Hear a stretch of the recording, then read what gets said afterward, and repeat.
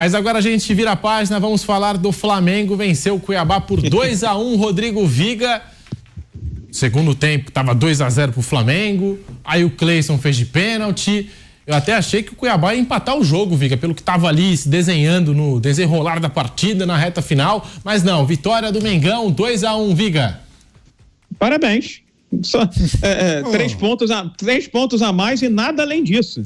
Nada além disso, porque se você olha o jogo como um todo, o Flamengo teve muito volume ofensivo. Beleza, é verdade. E lá atrás?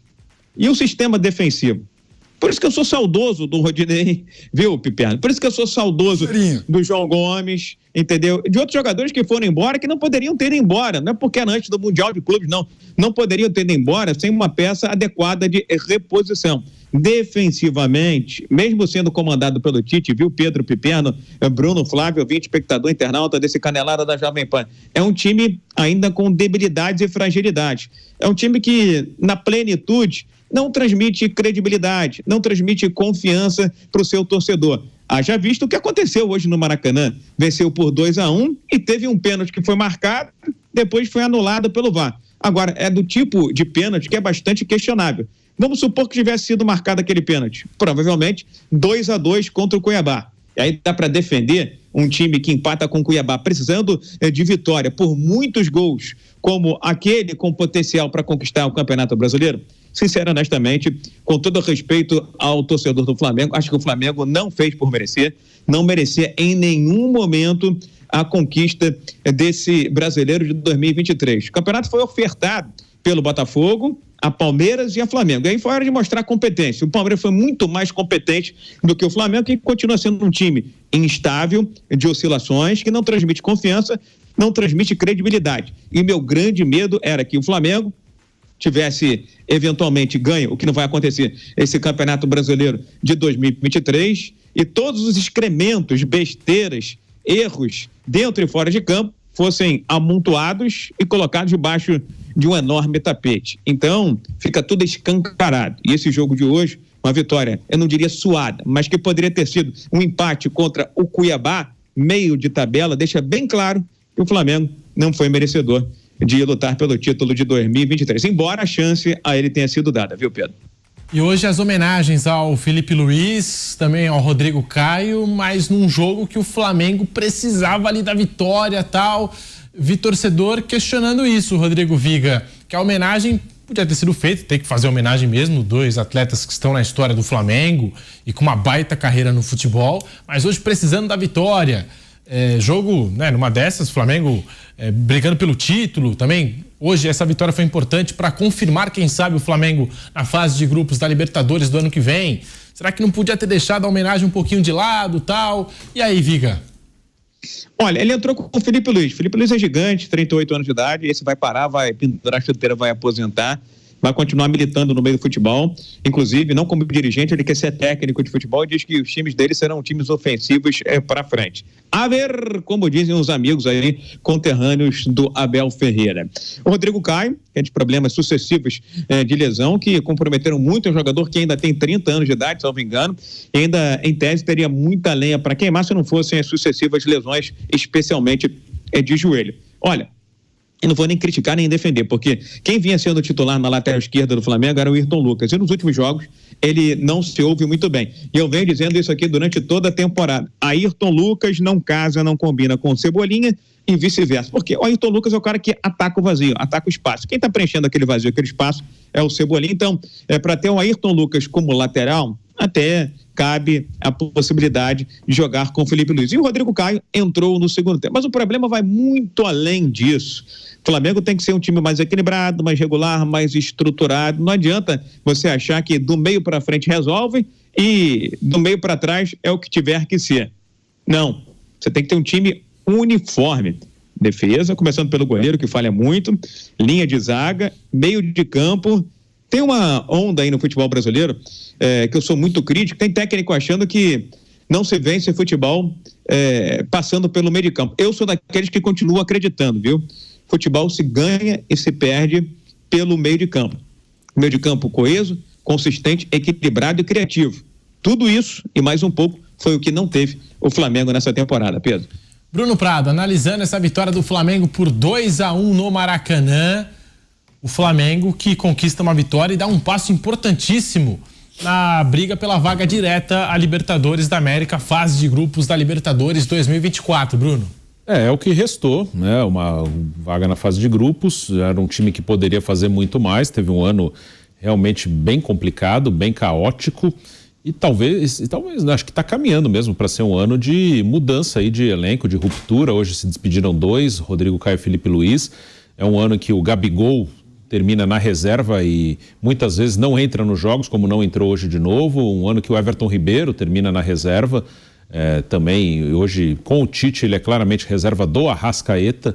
O Tite não pensa, em nenhum momento tem escalado os dois juntos ali. Um ano que o Bruno Henrique, né, tem lesão, volta bem em alguns momentos. Esse ainda hoje ficou no banco, mas é um cara titular, reserva ainda, né? Gabigol e Everton Ribeiro estão terminando reservas mesmo. Então pode ser um ano de uma mudança na base do time, uma ruptura. Vamos ver o que vai acontecer ano que vem. Mas pelo que foi o ano do Flamengo, é isso, é vaga na Libertadores mesmo. O jogo de hoje foi também uma amostra desse time, que o Flamengo chegou a ter um ou outro bom jogo no ano. Não foram todos os jogos ruins, ele teve alguns jogos muito bons no ano, mas de maneira isolada, né? Grêmio em Porto Alegre na Copa do Brasil, virada contra o Atlético em Minas, tem alguns jogos bons. Palmeiras recentemente 3-0. Palmeiras e Fla-Flu na Copa do Brasil também, né? Sim, verdade, Fla-Flu na Copa do Brasil foi muito bom. Então tem alguns momentos, mas hoje mesmo teve momentos bons do Flamengo. O primeiro gol é um gol muito bonito, o gol do Luiz Araújo, não só a finalização, a jogada, bola bem trabalhada, um gol coletivo e uma bela finalização, mas ao mesmo tempo, como o Viga lembrou, tomou um gol de pênalti, teve um pênalti marcado pro Cuiabá e depois desmarcado pelo VAR, que eu acho que o VAR acertou ali. Eu também acho que o jogador se jogou mesmo, até que se ele não se joga, acho que o Pulgar atingiria ele. Mas ele se joga e acaba o árbitro desmarcando o pênalti, né? Mudou depois da revisão de vídeo. Mas é um time que correu o risco de tomar um empate. Faz um belo gol, dominava o jogo e ao mesmo tempo, no mesmo jogo, correu o risco de tomar um empate. Então é um time que oscila muito e foi assim ao longo da temporada. Fábio Piperno, o Flamengo que abriu o placar com o Luiz Araújo aos 6 minutos, depois Pedro, já nos acréscimos da primeira etapa. Segundo tempo, o Cleison fez de pênalti, aliás, 2 pênaltis, né, que foram marcados para o Cuiabá. O primeiro, o árbitro foi olhar no VAR e voltou atrás. Nesse segundo, acabou confirmando Cleison, portanto, Flamengo 2, Cuiabá 1, Fábio Piperno. Olha, todo mundo desse bloco da frente, né, desses times que brigam pelo título, né, todos eles nessa reta final tropeçaram contra algum time ruim, jogando em casa, em resultados muito inesperados. O Flamengo, por exemplo, perdeu em casa para o Santos. O Palmeiras também conseguiu essa proeza. Foi em Brasília. Exatamente. O Palmeiras em Barueri, né, os dois jogando aí fora dos seus estádios, mas de qualquer forma perderam para o Santos. Aí, Viga, você vê, o Atlético Mineiro foi derrotado em casa outro dia pelo Curitiba, né? Outro time já é um time de Série B. Então, o Botafogo nem se fala. Botafogo, vamos até poupar a paciência aí da nossa audiência em relação a isso. Então, o Grêmio, por exemplo, outro dia foi derrotado em casa pelo Corinthians. Então, foi realmente um campeonato de muita irregularidade até esse bloco da frente. Agora, o Flamengo, sem dúvida nenhuma, eu acho que com uma comissão técnica competente como tem agora, o Flamengo, pelo menos, ele vai ter uma vantagem para a próxima temporada.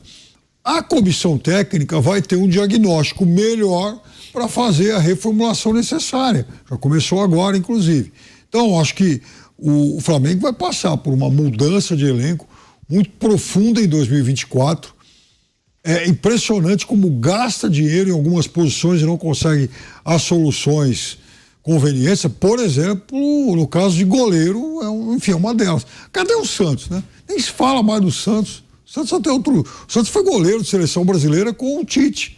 Quer dizer, hoje o Santos vira o terceiro goleiro e veja, o Rossi é um goleiro de nível bastante questionável, para se dizer o mínimo. Então, e lateral direito? E lateral direito, Piperno? O Flamengo tem 3 e não tem nenhum. Próximo é o melhor que está por vir. Então, deixaram o Rodinei para lá, para onde? Para Grécia, né? Futebol da Grécia. não pode perder para o futebol da Grécia, com todo respeito aos gregos, né? Sem querer agradar gregos e troianos, trocadilhos à parte, não pode perder para a Grécia, né? Mas aí, talvez nesse caso não tenha sido assim, uma situação de perder para a Grécia, né, Viga? Acho que tinha muita gente do Flamengo louco para que ele fosse embora, né? Acho até que acabaram facilitando. Não faziam mais questão do Rodinei por lá, não era mais um cara que fazia tanta diferença na visão de muitos torcedores e foi ganhar em euro, né? E veio, acho que mais tranquilo, lá em Atenas, em euro. Tocar pandeiro, né? Tocar pandeiro na cidade das Olimpíadas, nasceu a Olimpíada, tá certo.